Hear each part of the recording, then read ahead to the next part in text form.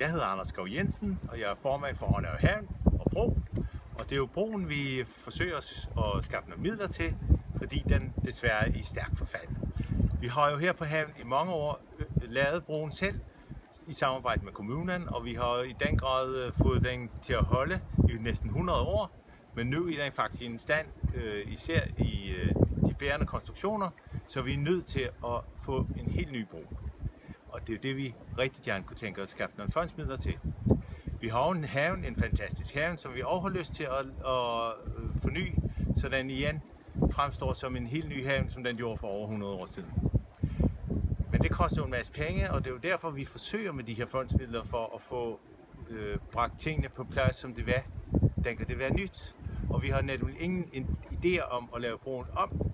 Vi vil meget gerne lave den i samme stil som den i forvejen, netop fordi den har vist sig at være langtidsholdbar. Men broen har vi jo brug for i lokalsamfundet, og vi bruger den jo både til, når vi skal ud til vores både og fiske, og når man skal ud og bade. Og vores turister bruger rigtig meget broen til at komme ud og se haven og se de fantastiske solnedgange, som der er hele året rundt.